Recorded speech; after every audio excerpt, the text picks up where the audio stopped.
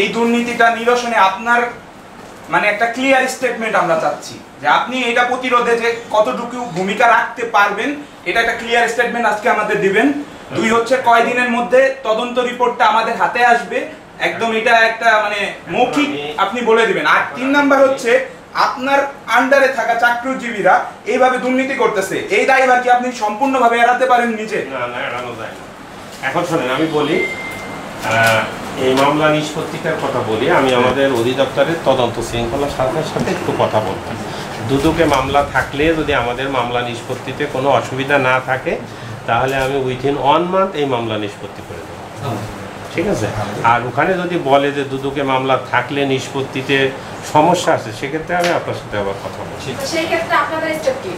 হ্যাঁ, যদি দুদকের মামলা থাকে আপনি ধরেন যে ইন্টারফেয়ার করতে না, আমি তো আমার অধিদপ্তরে কথা বলবো যে দুদকের মামলা থাকলে আমাদের বিভাগীয় মামলাটা আমরা নিষ্পত্তি করতে পারবো কিনা।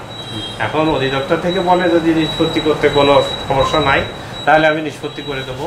আর ওখান থেকে যদি বলে যে দুদকের মামলা থাকলে আমাদের নিষ্পত্তি করা যায় না, সেক্ষেত্রে যে অবস্থা এখন ওদের বেতনগুলো বন্ধ আছে, আপাতত ওদের কাজ করবে না, বেতন বন্ধ থাকবে, এই অবস্থায় চলবে। তা আমি দেখি, আমি অধিদপ্তরে এটা নিয়ে যাব বা কথা বলবো, একটা কিছু হবে। আমি একটু পরবর্তীতে এরকম কোনো ঘটনা যে আর পুনরাবৃত্তি ঘটবে না আপনি থাকাকালীন সময়ে, এইটার একটা স্পষ্ট ব্যাখ্যা আমাদেরকে আপনি দিবেন। আশা করছি যে আমি থাকতে অনিয়ম করে এই ধরনের কোনো কিছু আমি সৃষ্টি করব না। কিন্তু যেমন ধরেন যে পুরনো একটা অনিয়ম চলছে, যেমন ভাঙাতে 24 জন টিচারের একটা অনিয়ম চলছে। তারা অলরেডি হাইকোর্টে মামলা করছে, একবার রায় পাইছে, গভর্নমেন্ট আবার আপিল করছে, আমাদের তরফ থেকে আবার আপিল করা হয়েছে, সেইটা চলমান আছে। এই ধরনের গুলো তো আমি আসলে করতে পারবো না, তাই না? কিন্তু আমার পক্ষ থেকে এই ধরনের কোনো কিছু ঘটবে না, এটুকু আমি নিশ্চয়তা দিতে পারি। বা আমি যে প্রায় 8-9 মাস আসছি, তা আমার মনে হয় না যে এই 8-9 মাসের খুব বড় নেগেটিভ কোনো কিছু আপনাদের কাছে আছে। আমার বিশ্বাস আছে, দৃঢ় বিশ্বাস আছে যে না থাকারই কথা। তারপরও বলা যায় না, এত বড় একটা ইনস্টিটিউশন চালাতে গেলে সবার মন জয় করা যায় না। স্যার, একাধারে আপনার এই নাজমুল হাসান লিটু আওয়ামী লীগের আমলে সে ঠিকাদারি করছে, যত আপনাদের বাউন্ডারি আছে স্কুলের। স্যার, একজন হেডমাস্টার স্যার পারে কিনা এই বাউন্ডারির এই ঠিকাদারি করার জন্য? আপনি স্যার কোনো সরকারি চাকরি তাই না,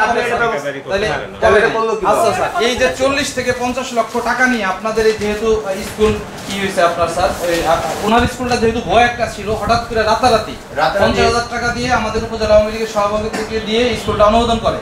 তারপরে সে এই লোকগুলোর কাছ থেকে টাকা নিছে, এবং স্যার আমি আরো 60 জনের তালিকা দিতে পারি যাদের কাছে সেই স্কুল এইখানে হয়ে যাবে, যেহেতু আমারটা করছি তোমাদেরটা হয়ে যাবে, তোমরা টাকা দাও, এরকম করে স্যার আপনি এই ভুক্তভোগী আপনাদের টিচারদের মধ্যে স্যার আছে প্রায় 40-50 জন আছে। তো আমাদের যেমন ভাঙাতে এরকম 24 জন টিচার আছে যারা অবৈধভাবে ঢোকার চেষ্টা করছে, এবং আমরা তাদেরকে অবৈধভাবে ঢোকাইনি বলে, আমার যারা আগে ছিলেন তারা ঢোকাইনি বলে এটা অলরেডি হাইকোর্টে মামলাও করছে তারা।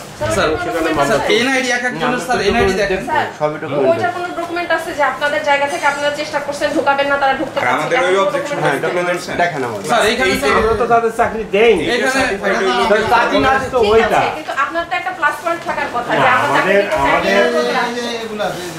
স্যার আমরা এই হইলে তো আচ্ছা স্যার, আমাদের যে শিক্ষা মানে আমাদের যে শিক্ষা ব্যবস্থা, সেখানে কি আমরা 8 পাস কারো কাছ থেকে আমরা কোনো কিছু শিখতে পারি?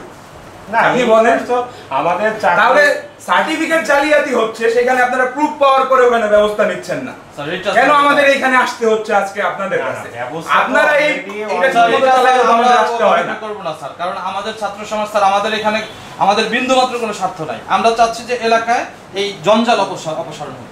কারণ এই যে মাহমুদুল হাসান স্যার দেখেন, স্পষ্ট প্রমাণ কই, এই যে মাহমুদুল হাসান নামে যে টিচার, উনি একটি বাড়ি একটি খামার প্রকল্পে 12 সাল পর্যন্ত চাকরি করছে। মাহমুদুল হাসান, এই মাহমুদুল হাসান একটি বাড়ি একটি খামার প্রকল্পে 12 বছর চাকরি করলো, তারপরে 2008 সাল থেকে আপনাদের সরকারি বেতন ভাতা নিল স্যার। এই সব তো প্রমাণ আছে। দুইটা চাকরি সরকারি চাকরি সে একসাথে করতেছে, দুইটা অ্যাটেন্ড করে, এক বছরের বেতন স্যার করছে। আমরা এটা নিয়ে একটি বাড়ি একটি খামার প্রকল্পে গেছি, সেখানে সে 1 মাসের বেতন রিটার্ন করছে, সে দেখাইছে যে আমি বেতন ফেরত দিচ্ছি। স্যার এটা স্পষ্ট জালিয়াতি, এবং সে নিয়মিত ভাবে স্যার এসএসসি পাস করে স্যার সেই স্কুলে প্রাইমারি স্কুলে এসএসসি পাস করে ঢোকা যায় কিনা স্যার? আপনি যে বলেন যে মামলার ডকুমেন্ট আছে, আমরা মামলার ডকুমেন্ট আমরা সেটা স্যার এখন স্যার বিভাগীয় মামলা এটা না, এটা তো আপনি বিভাগীয় মামলা, হ্যাঁ বিভাগীয় মামলা স্যার না আপনি বলেন যে আপনি যে দুদকের যে মামলাটা সেটা না, এইটা সেটা দেখেন আচ্ছা স্যার, ওইটার একটা তদন্ত রিপোর্ট আছে না? হ্যাঁ। রিপোর্টটা আমরা চাচ্ছি। আপনার এখানে স্যার আমার সালতা উপজেলায় জি। আমি এক মিনিট কথা বলি স্যার। দুদকের কাগজ কই? দুদক যে আমাদের আচ্ছা উনি পরে আসছে কেন দুদক তদন্তের জন্য ইউরের তদন্তের জন্য দিছিল, আমাদের কপি দিছিল, সেটা দেখান। স্যার আমি একটু কথা বলি, সেটা হলো যে আমরা কিন্তু কোনো কোর্টে মামলা করতে পারি না, আমরা করি বিভাগীয় মামলা। আমাদের এইটা হলো বিভাগীয়। দেখেন তো ভালো তো স্যার আমি একটু আপনার সাথে কথা আপনি জিনিসটা দেখেন যে মূলত বিস্তারিত এই যে নাজমুল হাসান লিটু তার আপন ওয়াইফকে দিয়ে অন্যের সার্টিফিকেট দিয়ে 12 বছর চাকরি, এইটার স্যার একটা সুষ্ঠু একটু আমাদের জানান। তার আপন মামিকে দিয়ে তার শালীর সার্টিফিকেট দিয়ে চাকরি করিয়েছে এবং সেই প্রমাণ ছাড়া আছে যে আপনার কাছে দিয়েছি স্যার। ওইখানে শালী স্বামী লেখা আছে বাকাউল ইসলাম বকুল, আবার রিনার স্বামীও বাকাউল ইসলাম বকুল, এটা স্পষ্ট প্রমাণ স্যার। আপনার এই নির্বাচন কমিশনের সার্ভার আছে, আপনাদের কাছে আছে, আমরা এবং সাবিনা এসপিন্ডিসি খাদিজা সার্টিফিকেট আপনাদের দপ্তরে দিয়েছি স্যার। একটা প্রমাণও স্যার মানে একটা কিছুরও কোনো ব্যবস্থা স্যার নেওয়া হয় না স্যার। এবং সে সর্বোচ্চ আপনার এই যে সর্বোচ্চ রাজনীতি স্যার একদিন ক্লাস করে না স্যার। এই নাজমুল হাসান লিটু এবং তার পরিবার একদিন ক্লাস করে না স্যার। বদলি ওই যে 5000 টাকা দিয়ে কি টিচার যেন প্যারা টিচার বলে স্যার, ওই টিচার দিয়ে স্কুলটা চালায় স্যার। সে এবং সম্পূর্ণ আপনাদের সাব ক্লাস্টারের মতো জায়গায় যেখানে মাসিক মিটিং হয়, সেইখানে কি করে স্যার এই যে লিটুর বউ এবং তার মামি 5 পাস আর 8 পাস, এর বাড়ি হচ্ছে চট্টগ্রামের কাউখালী।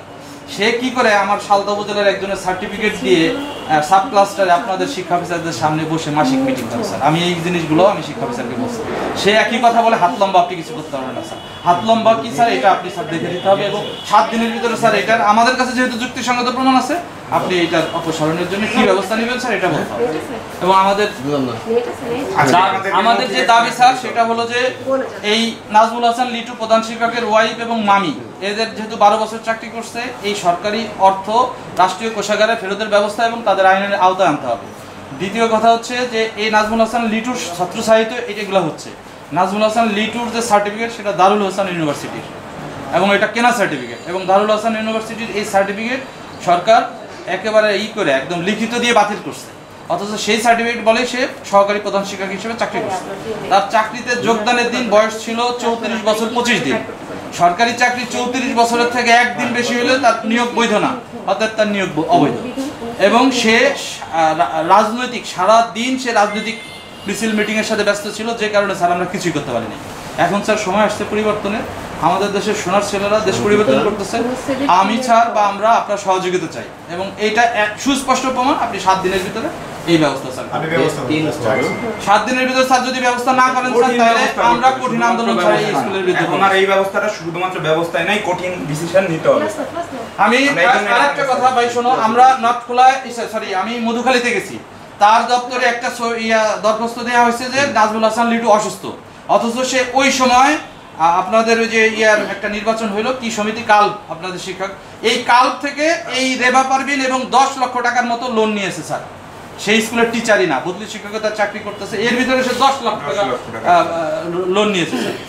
সে সোনালী ব্যাংক থেকে স্যার লোন নিয়েছে। আপনার স্যার ধরার তো দুদক লাগে না স্যার, কারণ সোনালী ব্যাংকে সে ফিঙ্গার দিয়ে ছবি দিয়ে অ্যাকাউন্ট করছে, যে অ্যাকাউন্টে টাকা গেছে এবং কার অ্যাকাউন্টে গেছে, ওই নাজমুল লিটুর সহকারী প্রধান শিক্ষক তার বউর অ্যাকাউন্টে গেছে, তার মামির অ্যাকাউন্টে গেছে।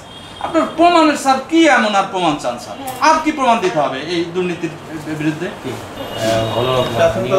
প্রাথমিক তদন্তের পরে বিভাগীয় মামলা হয়, বিভাগীয় মামলার পরে একটা তদন্ত কমিটি করা হয়, সেই তদন্ত কমিটি আমাদের ওই যে এর দিয়ে করা হয়েছে। এখন ওইটা 3 মাস চলে, লিটুর দিব্যি প্রত্যেকটা মিটিং সামনে চলে আসে স্যার, যে সে লাবু চৌধুরীর পাশে দাঁড়িয়ে থাকে যখন সে ওই সময় অসুস্থ না স্যার, তার কাছে আমরা যখন গেলাম সে বললো যে সে তো অসুস্থ। আমি বললাম যে সে অসুস্থ মানে আমি ভিডিও ফুটেজ দেখেন, আমি ওইখানের যে সহকারী আমার খুব কাছের ছোট ভাই, সে বললো যে দরখাস্ত আসছে, কারণ প্রত্যেকটা লোক স্যার এটা বিচার চায়। ওটা একটা লোক যদি দেখে দিতে পারেন স্যার সালদা বাজার বিচার চায় না, আমি মেনে নিচ্ছি।